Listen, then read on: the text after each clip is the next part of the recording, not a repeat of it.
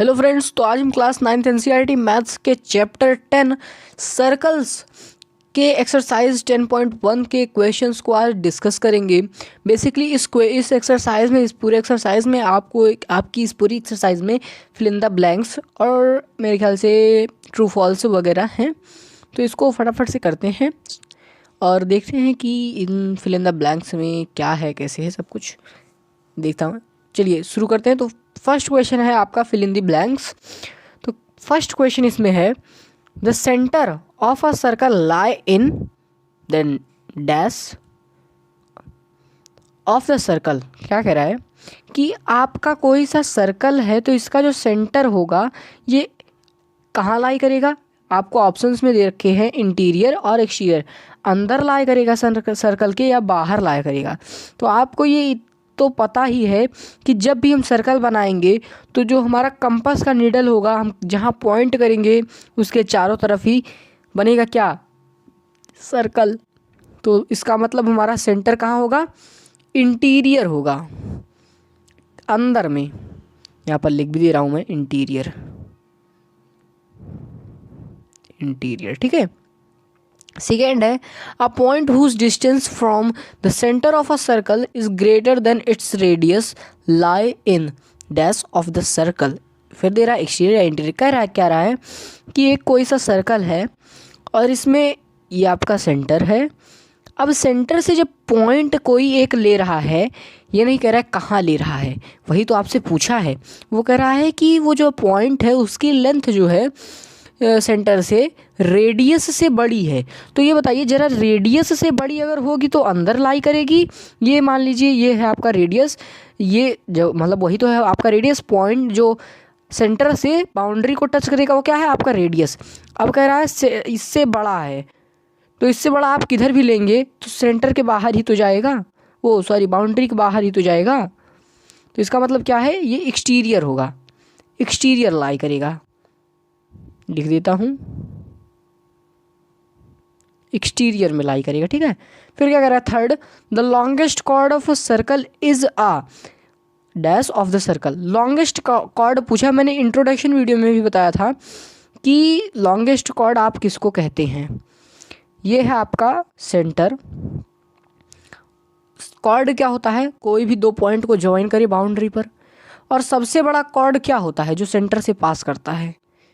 और वो जो सेंटर से पास करता है उसको कहते क्या है, डायामीटर, डायामीटर। तो आपका डायामीटर होगा सबसे बड़ा chord, longest chord of the circle, ठीक है। फोर्थ क्वेश्चन है इसी के साथ, an arc is a dash when its ends are the ends of a diameter. क्या कह रहा है, एक डायामीटर है, अब कह रहा है इस पर एक आर्क है और ये जो आर्क की एंडिंग है ना, ये डायमीटर की एंडिंग है। तो ये अब आप फिगर मैंने जो बनाया है इसी में आपको दिख रहा होगा ये क्या है, सेमी सर्कल है ना। तो बस यहाँ पर लिख दीजिए सेमी सर्कल, सेमी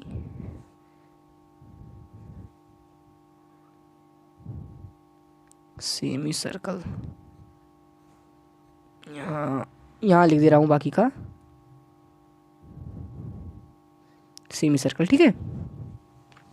क्योंकि भाई जब हमारा कह रहा है एक आर्क है और उस आर्क मतलब आर्क का एक जो वो बन किस पे रहा है, डायमीटर पे बन रहा है वो आर्क।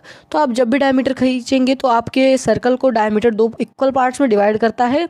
और अगर आप ध्यान से देखें तो सेमी सर्कल ही बनाता है। मतलब अगर ध्यान से देखें तो एक आर्क रहता है और एक कॉर्ड रहता है, क्योंकि हमारा डायमीटर एक कॉर्ड है, लॉन्गेस्ट कॉर्ड है, पीछे भी हमने देखा। फिर फिफ्थ हमारा है segment of a circle is the region between an arc and dash of the circle.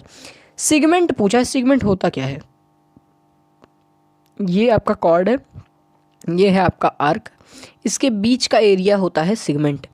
मैंने ये भी इंट्रोडक्शन वीडियो में सारे टॉपिक्स कवर्ड हैं। अगर अभी तक आपने इंट्रोडक्शन वीडियो नहीं देखा है तो बहुत गलती कर रहे हैं, जाकर पहले आप उसको देखिए। डिस्क्रिप्शन में मैं लिंक दे दूंगा, वहाँ से आप इंट्रोडक्शन वीडियो को आसानी से देख सकते हैं, ठीक है।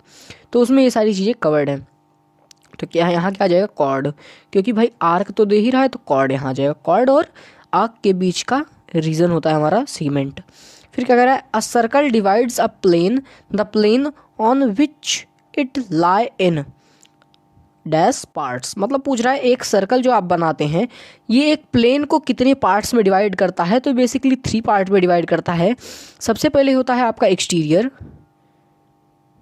ये सारी बातें उसमें कवर्ड है, पर यहाँ पर भी मैं बता दे रहा हूँ इन डिटेल, वहाँ पर आप जाकर देख लीजिएगा। बाउंड्री और इंटीरियर, ये 3 पार्ट्स होते हैं सर्कल के, तो यहाँ पर हम लिखेंगे 3 पार्ट्स, ठीक है। सेकेंड क्वेश्चन आ गया आपका, जैसे मैंने आपसे पहले ही कहा था कि वो मतलब ट्रू फॉल्स और फिल इन द ब्लैंक्स हैं, तो ट्रू फॉल्स अब आ चुका है। राइट ट्रू और false, give reason for your solution, ठीक है। क्या कह रहा है, line segment joining the centre to any point on the circle is a radius of the circle. कह रहा है कि कोई सा भी लाइन जो कि सेंटर से निकलकर बाउंड्री को, सर्कल के बाउंड्री को ज्वाइन कर रहा है, तो क्या वो रेडियस होगा? तो ज़रा आप बताइए हमें, ये ट्रू होगा कि फॉल्स? मुझे तो ट्रू लग रहा है भाई, ट्रू है, ठीक है। क्योंकि जब भी आप मतलब देखें बनाएंगे रेडियस, तो आपका रेडियस बेसिकली होता क्या है, सेंटर से कोई पॉइंट निकलेगा और वो जाकर कहाँ पर जो है मिलेगा, बाउंड्री पर, तो वो ही आपका होता है रेडियस, ठीक है। तो रीज़न में आप यही लिख दीजिएगा, रेडियस की डिफिनीशन। देन सेकेंड है, a circle has only finite number of chords. Finite number होते हैं कॉर्ड के, कॉर्ड होता क्या है, 2 लाइन ज्वाइन कर रही, तो ये इक्वल कह रहा है, इक्वल कॉर्ड मतलब इक्वल कॉर्ड फाइनाइट ही होंगे? नो, इनफाइनाइट कॉर्ड होंगे। फॉल्स, फॉल्स, फॉल्स है, ठीक है। क्योंकि हमारे इनफाइनाइट इक्वल आर्क्स होंगे, तो इक्वल आर्क्स अगर हमारे मिल जाएंगे तो हमको इनफाइनाइट कॉर्ड्स भी मिल जाएंगे।